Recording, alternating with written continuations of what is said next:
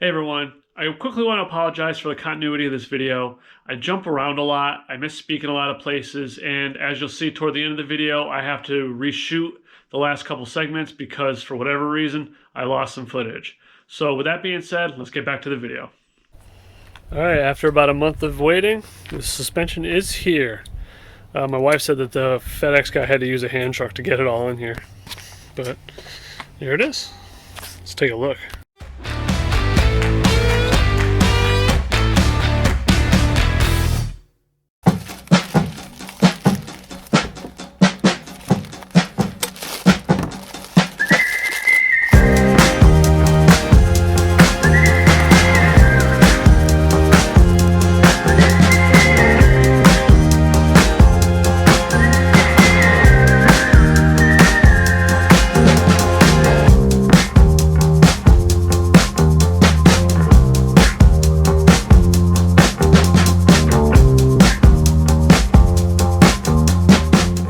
Welcome back to FM Jeeping, everyone. My name is Mark, and today we're going to be swapping out my Iron Rock Off-Road front 3-link for an Alpine Peak Precision front 3-link and rear 4-link. So let's get into it.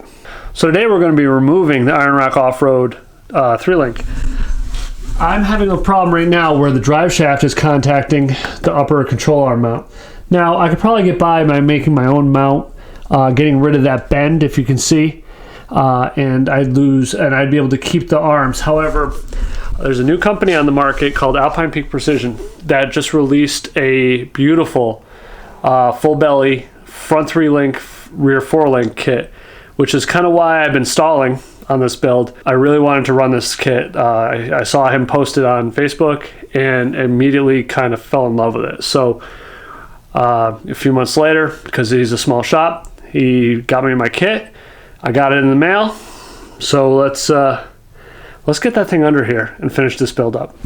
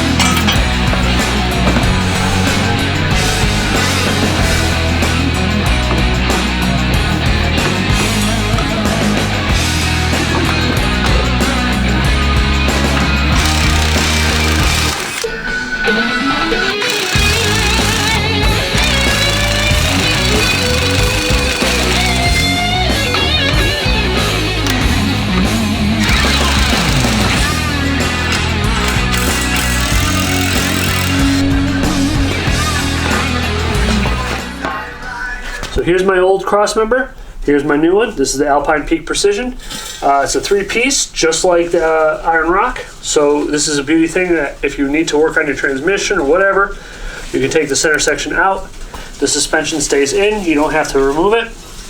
It bolts into the 3 locations that the Iron Rock did. However, my center bolt is messed up, so I only have 2 bolts holding this in. So I'm going to stitch it in for that extra protection, which I suggest doing anyway. Even if it's not full welding, do a couple stitches on these if you can to prevent those from falling off. They're not that hard to cut off. I did it on here. As you can see, it comes out pretty clean. So I'm going to go ahead and assemble this, get it back onto the Jeep.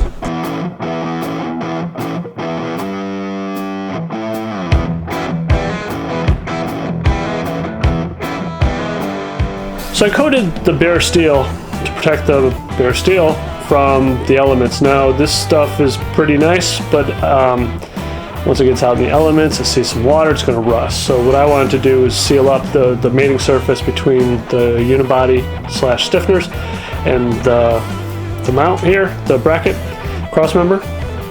so that way it's not going to rust. So new day, I have the front cross member bolted up loosely. Some of these bolts are not going to hold, or at least not going to be sufficient, so this is going to be a welded cross member. I've already centered this. I've measured it off a couple different points on the Jeep, but that's what I'm going to do. I got the weight on the cross member. It's pushed up. Everything's kind of bolted in. So yeah, I'm going to go ahead, clean up, tack it in.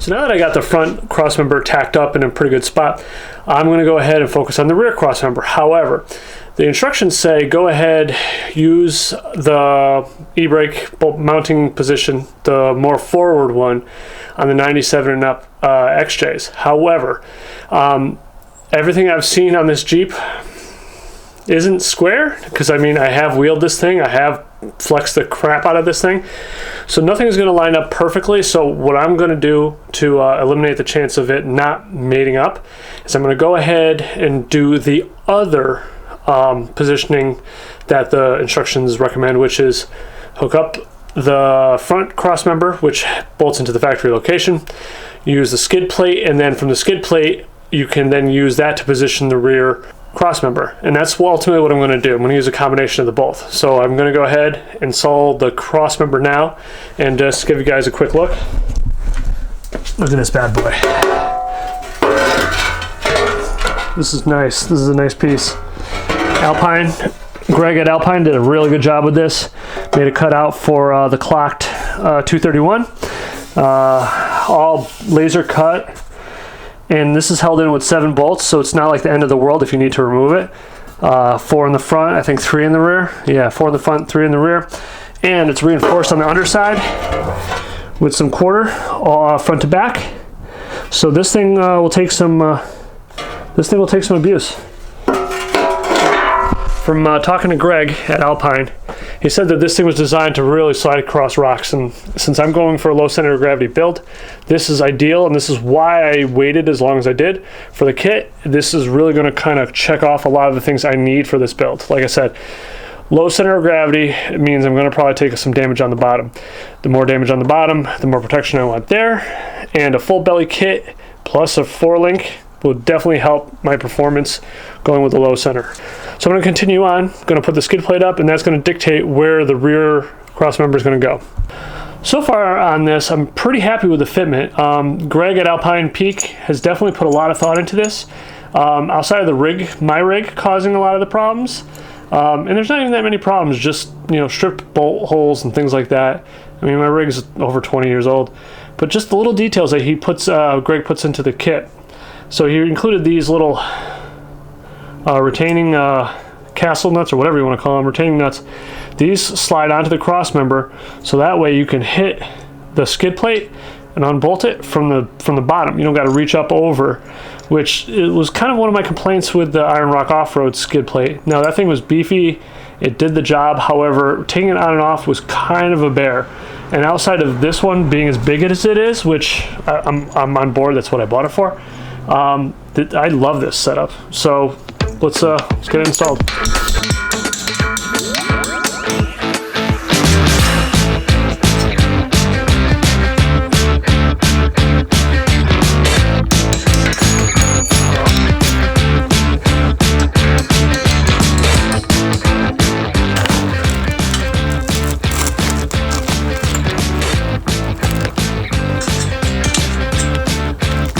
I put this on backwards.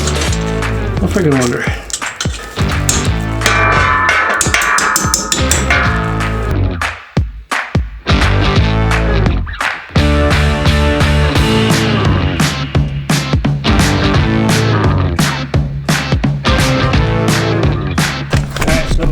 to save some time, let's do this while this is actually on the ground.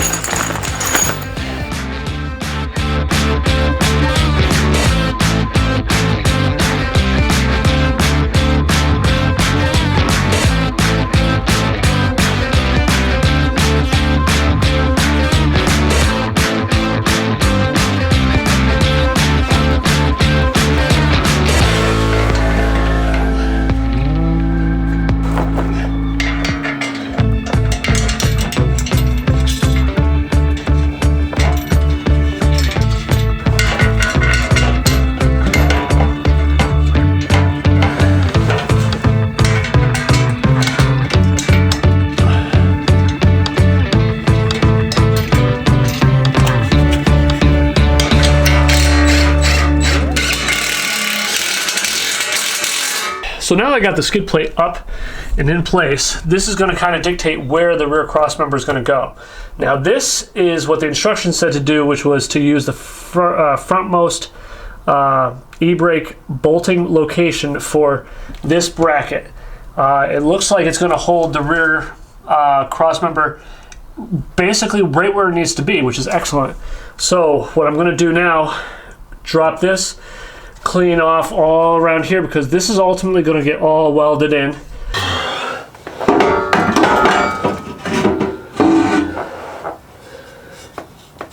All right. No bueno.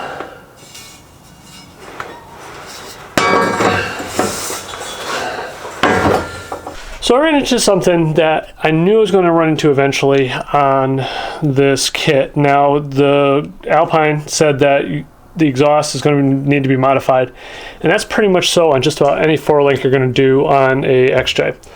So I'm going to go ahead and remove the exhaust from the cat back because it's unboltable. I'd rather not hack it up if I don't have to, because obviously I'd like to try to salvage what I can. But ultimately I'm going to have to drop the skid plate and most likely cut the cat out so I can have enough clearance to put the rear cross member on. Then I've got to figure out some routing. I think like a soft 45 and then another soft 45 might get me back to where it's relatively factory, but we'll cross that bridge when we get to it.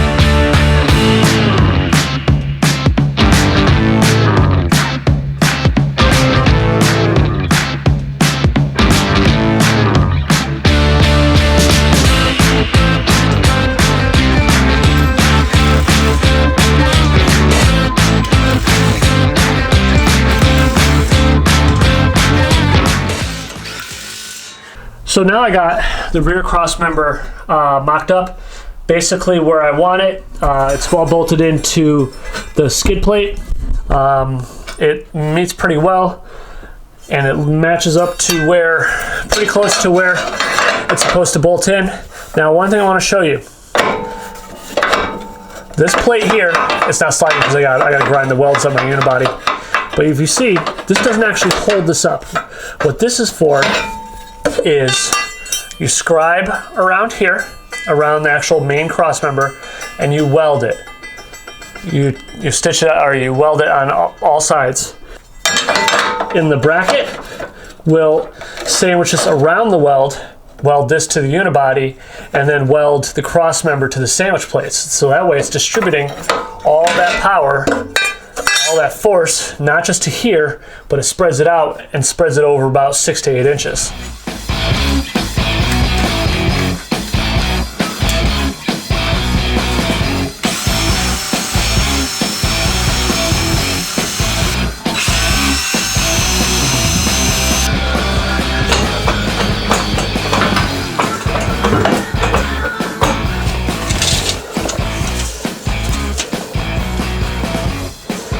So I got the passenger side cross member burned in primarily. Now I'm gonna go ahead, put the jack stand up, put some pressure on this, get it nice and tight. I'm still gonna come back, clean all this up, burn it in. Once I do, the skid plate comes down, and then I will go and put in the sandwich plate.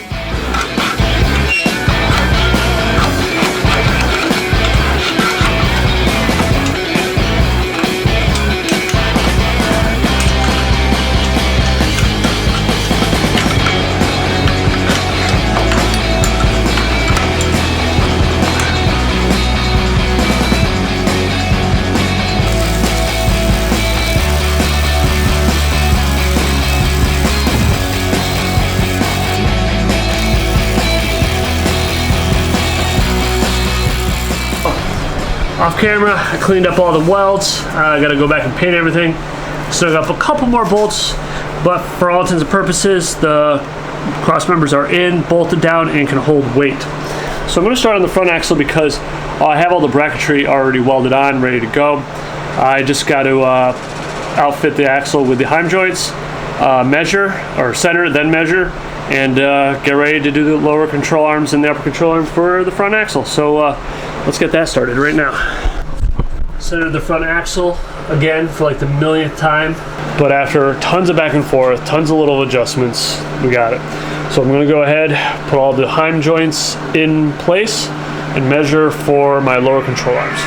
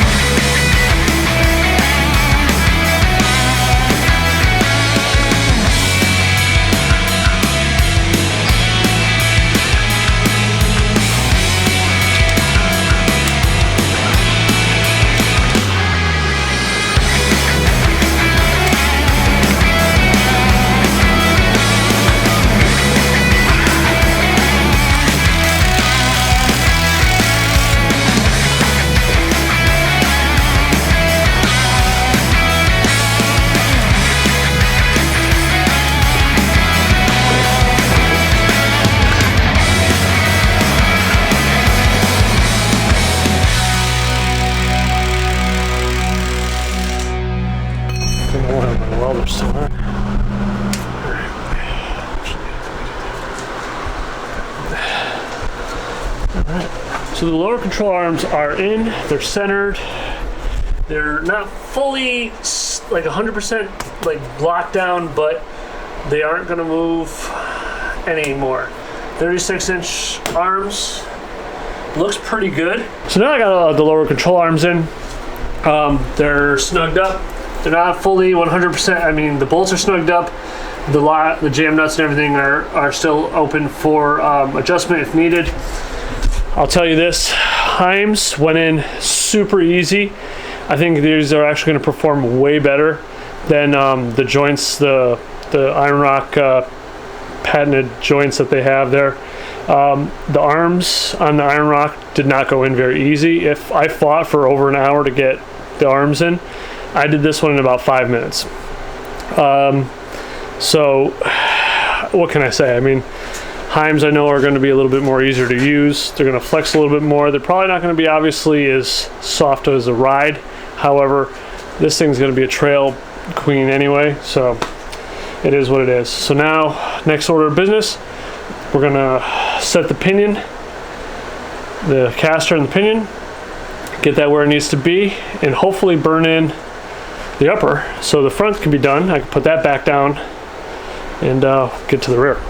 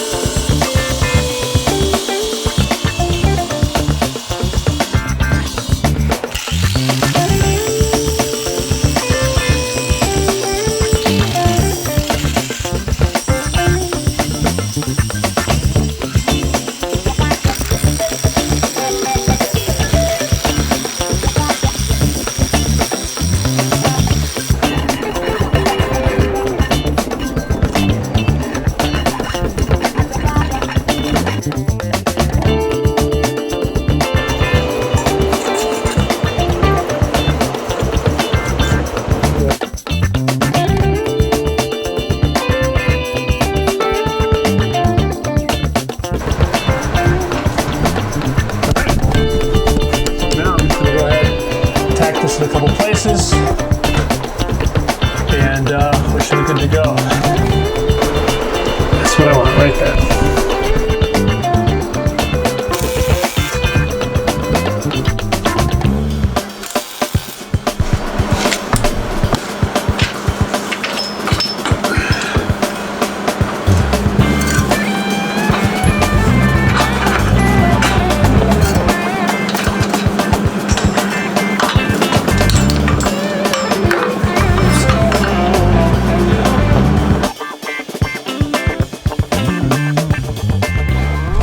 Alright, control arm is now finished. Not my best welding job, but it's good to go. Threaded in good. Let's put it back in. Let's try this now.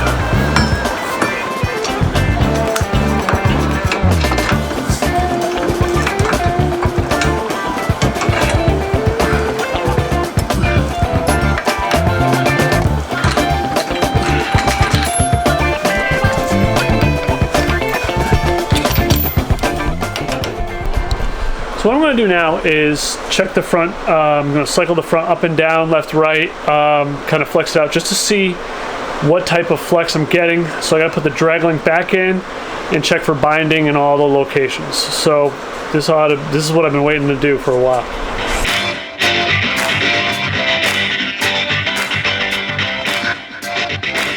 Man, that looks like full stuff. And I think I'm pretty happy.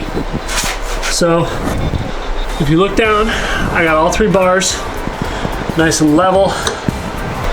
I still have room on the upper side of this upper control arm.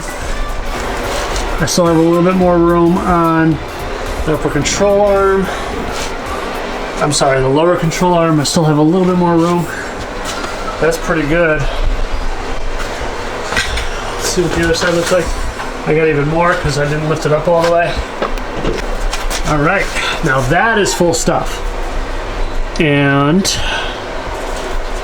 no binding. Well, no interference anywhere. Okay, good. Let's take a look underneath. All right, this is where I'm contacting right here. So my upper control arm is my limiting factor right now. The lines are not part of the deal, which is good. Yep.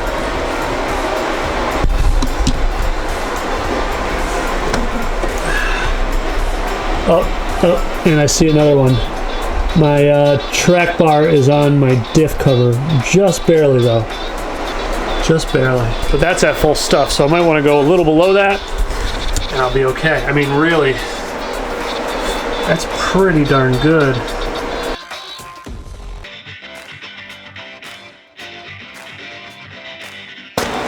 Pretty good. It's pretty good. I think the tire would be into the fender before that even hits, so I'm pretty happy. There's still a little bit more space. I'm running out of jack. I'll take it. All right, so it's been, oh, God damn it, that hurt. All right. So it's been a couple days, so I don't remember exactly where I left off. The front is done. It's on its own weight. I did that because I don't really like working under the rig on all 4 jack stands. It's kind of a safety thing. But, yeah. Got the axle back on its own weight. Everything is, for the most part, bolted in. It's not tight, but it's bolted in. And now I'm going to focus on the rear. I went, found where I want the rear axle to end up. I'm going to have just a little room if I were to flex all the way up here for the tire. The front I'm not really concerned about because I've got so much room here, so I'm good. Now is probably the most tedious part of this swap that I've found so far is centering the axles, because literally you're doing a measurement on this side, measurement on this side, and you push and pull and you go back to the other side, measure, and not only is it a side-to-side measurement, especially if you're going 4-link, but you also got to get front to back and make sure it's equal. Not only that, you also need your pinion angle set up right. I'm not going to tell everyone what I got because I don't know if it's going to change yet, but basically I got everything leveled out, roughed in, and I'm going to fine tune it. This is where I want it to be, at least on this side, so I'm going to measure, find measuring points, and do the same thing on that side. Going to center the axle side to side, you know, the good stuff.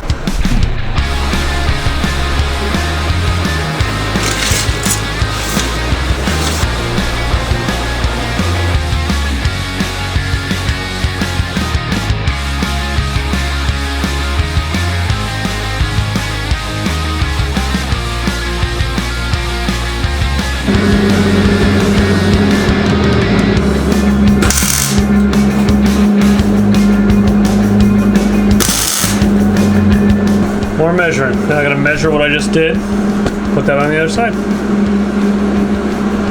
And a beer.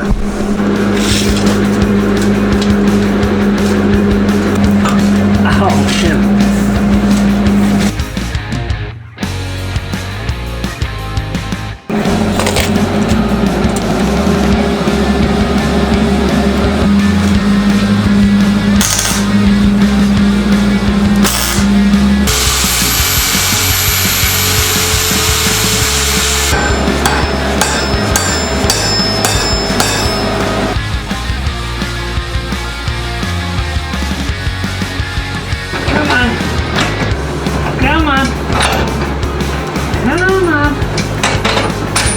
Out of you.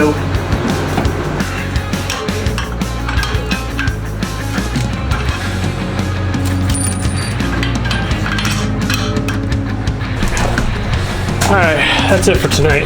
Come back tomorrow.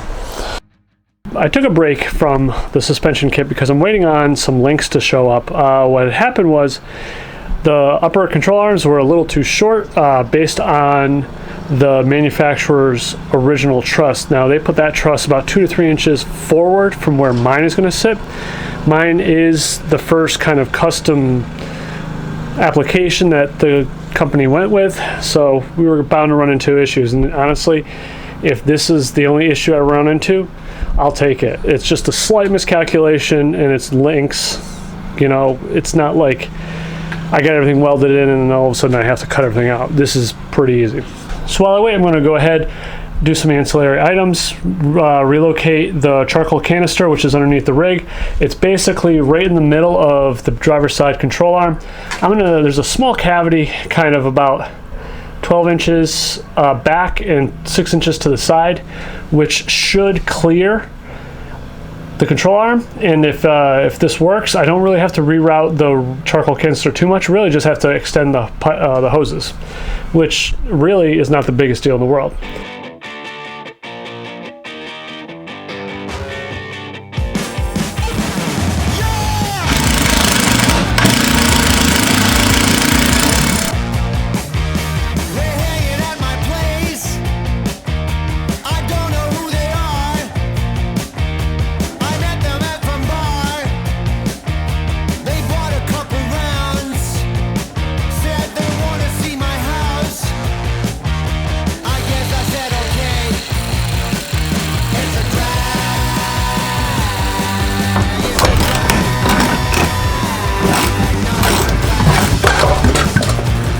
Yahtzee.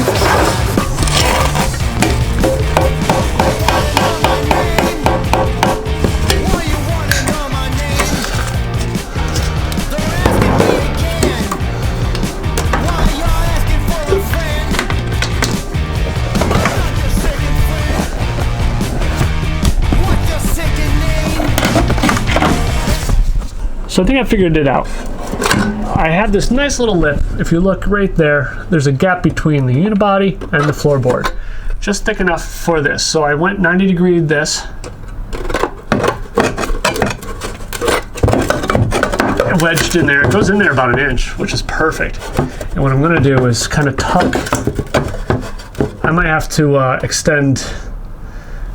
push this up a little bit, but basically, if you can imagine, I'm going to go ahead and drill 2 holes here, tack 2 bolts on the top side down, and then that way I got 2 bolts holding this up. I'm not in contact with my fuel line. If you look there, my fuel line is protected and also not coming in contact with anything. And then all I have to do for my lines, my evap lines, is extend it. I got my major one, my main one right there for 6 inches. I got about 8 inches for that other one that's right in front of us to this middle nipple here. And then this little grommet that's right above here. I'm going to punch that out. I'm going to run my fuel. I'm going to run my fuel line through there, as well as the vent.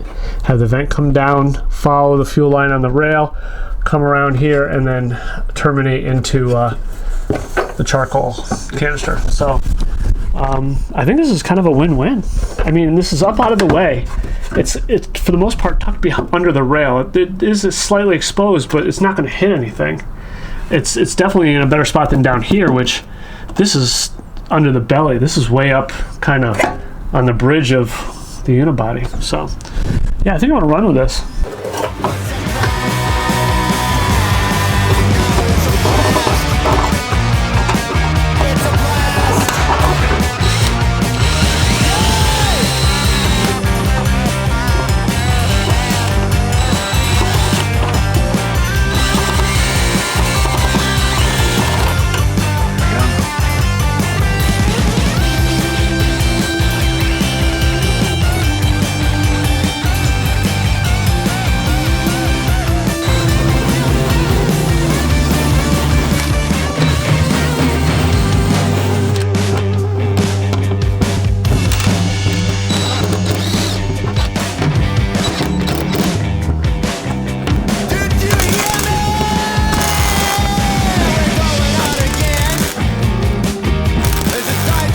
Definitely not my best weld.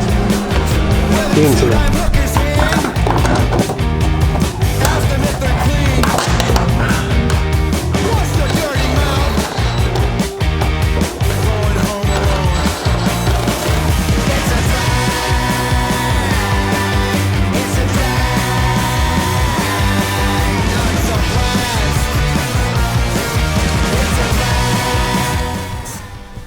So now that the charcoal canister is mounted and good to go, I need to go to the store and order some hose, get some hose, but right now that's not important. What I want to do is get my axle to the point where I can pull it out of the rig and finish weld all the tabs, the bracketry, the truss, and all that good stuff. I got underneath there, centered the axle. Luckily, with the lower links, it held it in place so that I didn't have to do anything. I did find the center line. You can probably see my laser on it, right on top of the truss. That's my center line of the axle, so I'm going to use that as kind of a gauge to know roughly where the upper control arm mounts are going to go. I'm going to get underneath the rig and measure the distance from the axle side to the frame side and vice versa. When I get them matching, as long as it looks visually good and my measurements are good and everything kind of lines up, then I know everything's centered. I'm going to go ahead and tack the uppers in, and after that, I'm going to try to get coilovers at least loosely mocked up and mounted so I can get the tabs welded onto the axle. And poof! Through the magic of video, we have a completed 4-link. Now, where I left off before I lost my footage was I was about to weld the upper control arm mounts. I got the separation I wanted. I centered them. I put heims in, and then finally, about 2 weeks after that, the DOM showed up from California. I was able to set my pinion angle, make sure it's centered again, put my heims in, then measured the distance between the heims, and then cut the DOM to length and weld it up. Another thing that I ran into, unbeknownst to me, was I welded in the shock mount here, and I had it too far outward, and I was coming in contact with the caliper. So ultimately I had to cut those off, get new ones, move them out or move them toward the pumpkin a little bit more, and this is where they ended up. Seems to be working out pretty well. I'm pretty happy with it so far. Now, some of the questions I get is, how did I run my exhaust? So if you can see, that's the muffler. Kind of follows the unibody. If you can see the unibody right below or right next to the pipe, follows the unibody all the way in. And if you can see, it's tucked between the control arm, upper control arm mount, and the unibody. It's tight. I do get a little bit of a rattle, but for now, I'm okay with it.